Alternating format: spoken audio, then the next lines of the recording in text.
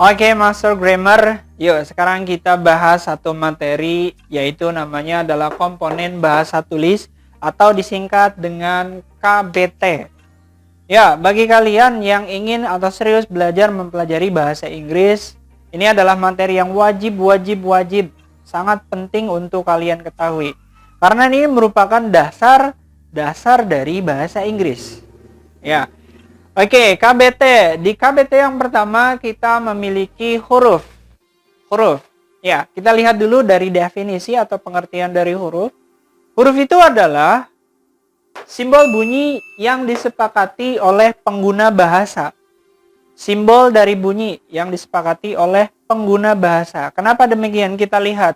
Ya, kita tahu contoh dari huruf itu ada dari A sampai Z. Tapi masalahnya ada perbedaan dari pembunyian atau pengucapan. Makanya di sini disebutkan disepakati oleh pengguna bahasa. Ya, kalau orang Indonesia menyepakatinya huruf atau simbol yang seperti ini dibacanya adalah A. But in English dipanggilnya atau disebutnya adalah A. Ya kan? Kesepakatan orang Indonesia ini sebutnya adalah H.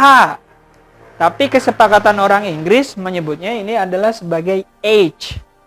Orang Indonesia ini menyebutnya sebagai I. Tapi orang Inggris menyebutnya sebagai I.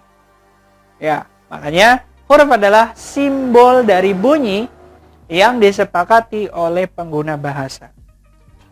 Kemudian, untuk selanjutnya, huruf ditambah huruf maka akan menjadi kata. Nah, KBT yang kedua kita memiliki kata. Kata dalam bahasa Inggris disebut sebagai word. Ya, kalau huruf tadi disebutnya sebagai letter. Oke.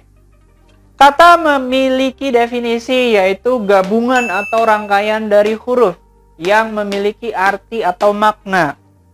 Gabungan atau rangkaian dari huruf yang memiliki arti atau makna. Kenapa? Karena tidak semua gabungan dari huruf itu dinamakan sebagai kata. Kalau misalkan asal gabungan huruf saja, contohnya seperti ini. Saya tuliskan.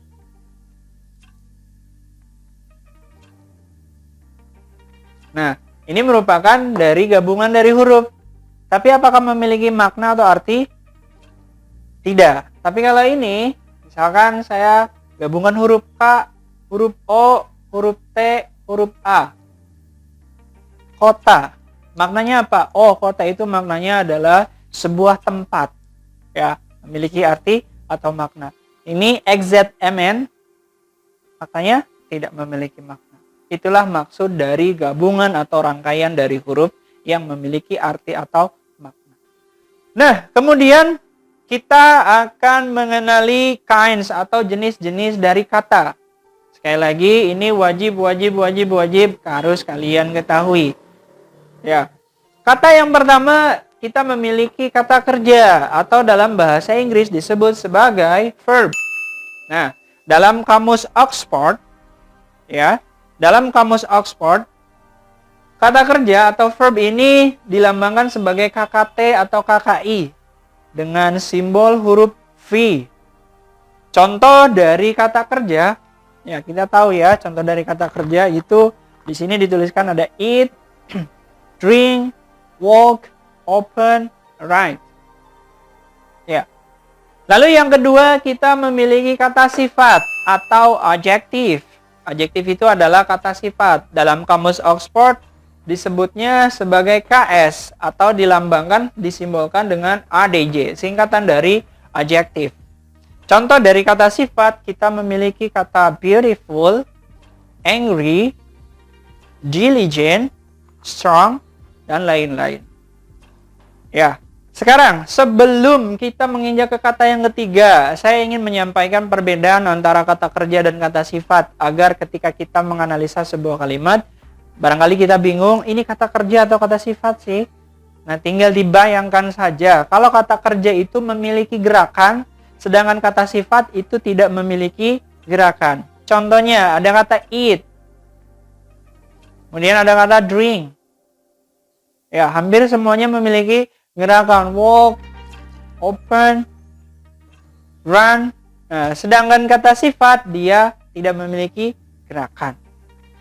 Next, selanjutnya ada kata benda. Kata benda dalam bahasa Inggris disebutnya sebagai noun. Dalam kamus Oxford itu disimbolkan dengan huruf N kecil. Ya, noun atau kata benda contohnya banyak sekali. Semua benda yang ada di sekitar kita yaitulah kata benda. Di sini dicontohkan house, tree, table, book, or animal. Ya. Kemudian selanjutnya ada kata ganti. Nah, membahas kata ganti, saya jadi ingin sedikit membahas perbedaan kata kerja, kata sifat, atau kata benda. Oke, sekarang sebagai penyadaran diri kita, kata kerja, kalau dikolektifkan mungkin ini jumlahnya sekitar, taruhlah ada ratusan. Ada ratusan kata kerja. Ya, mungkin 100 atau 200. Kemudian kata sifat, semua kata sifat kalau kita kolektifkan atau kita gabungkan, kurang lebih jumlahnya hanya sekitar 50-an saja. Ya. Nah, sedangkan kata benda, ya of course kata benda ini jumlahnya tentu yang paling banyak, mungkin bisa jadi ribuan. Ada ribuan kata benda kalau misalkan kita mau menghafalkannya. Nah, sekarang pertanyaannya adalah bagi kalian yang serius mempelajari bahasa Inggris, terutama di grammar, berapa kata kerja yang sudah kita hafal sejauh ini? Apakah sudah sampai lebih dari 100 kata kerja? Berapa kata sifat yang di sini saya tuliskan 50-an? Berapa kata sifat yang sudah kalian hafal? 10, 20? Nah, lalu berapa kata benda yang sudah kita hafal? Semoga ini menjadi penyadaran diri kita. Oh, ternyata kalau misalkan kita ingin serius mempelajari bahasa Inggris, maka kita harus mengoleksi jenis-jenis kata di sini. Oke, kemudian selanjutnya yang ketiga ada kata ganti. Ya, tadi sudah saya sebutkan, kata ganti dalam bahasa Inggris itu disebutnya pronoun. Awas, hampir mirip dengan noun. Kalau misalkan kata kerja jumlahnya ratusan, ini puluhan, dan ini ribuan, maka untuk kata ganti itu jumlahnya hanya 7 saja. Apa itu? Nah, untuk kata ganti di sini dalam kamus Oxford disimbolkan sebagai pronoun. Nah, contohnya itu adalah I, you, we, they, she, he, it. Jadi, untuk kata ganti itu hanya 7 saja, yaitu I, you, we, they, she, he, it. Nah, ini wajib hafal. Biasanya akan menjadi subjek. Ya, kalau di objeknya nanti akan berbeda lagi. Pronoun. Next, selanjutnya ada kata keterangan. Atau dalam bahasa Inggris itu disebut sebagai adverb.